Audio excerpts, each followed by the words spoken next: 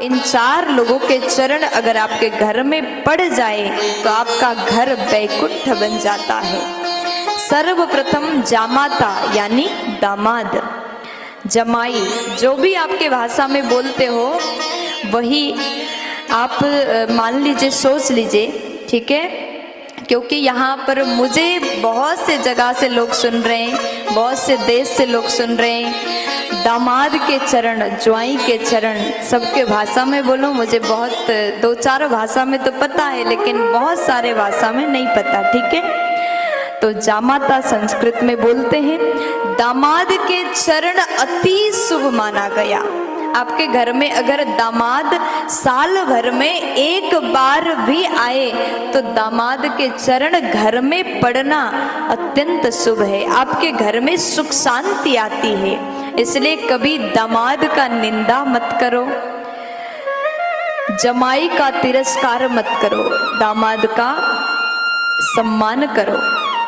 लेकिन दामाद के बारे में उतना बोलने की जरूरत मुझे नहीं है, क्योंकि दामाद जी अगर घर में आते हैं तो उनके लिए अलग ही स्वागत किया जाता है, 56 भोग खिलाया जाता है, खूब सेवा किया जाता है।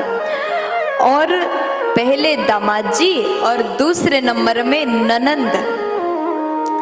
अब यहाँ हर भाभियों को सुनने की जरूरत है, क्योंकि ननंद ज्यादा घर में आए तो भाभियां पहले से मुंह बना लेती हैं, मुंह फुला लेती हैं। ननंद अगर घर में आए तो वो चरण, ननंद के चरण भी अति शुभ माना गया।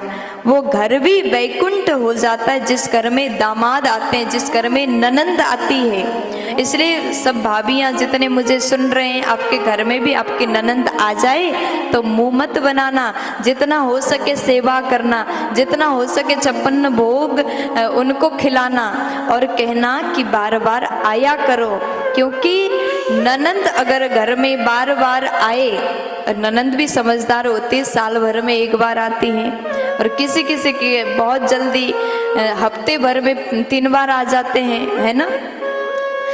तो ननंद का सेवा करो, इनका चरण भी अति शुभ माना गया। तीसरे नंबर में कहा भांजा, ननंद के बेटा, भांजा के चरण भी अत्यंत शुभ है। घर में अगर भांजा आए तो भगाना मत, उनसे रूठ करके बात मत करना। भांजा के चरण भी आपके घर के लिए शुभ है, उनको भी घर में आना चाहिए।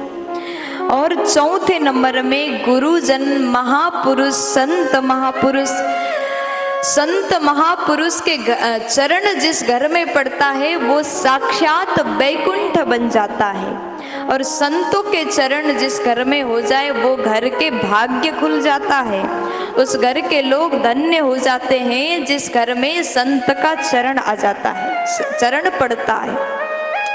तो साल भर में संत अगर रोज रोज ना आए तो कम से कम अपने गुरुजी को साल भर में एक बार जरूर घर में बुलाओ। 365 दिन में अगर एक दिन भी आपके गुरुदेव, कोई संत महापुरुष आपके घर में प्रवेश अगर एक दिन भी करते हैं तो 365 दिन तक वो घर में मकर संक्रांति आ जाता है। इसलिए वो घर धन्य है जिस घर में संतों का चरण पड़ता है। ऐसा वर्णन मैं अपने मन से नहीं, ब्रह्म पुराण में किया गया है। तो आप सभी को ये बात का ध्यान देना चाहिए। दामाद, ननंद, भांजा और गुरुजन, ये 4 लोगों के चरण हमेशा पूजनीय है। ऐसा चरण आपके घर में पड़े तो घर वैकुंठ बनता है, उस घर में सुख शांति की कमी नहीं होगी। प्यार से बोल दीजिए ना।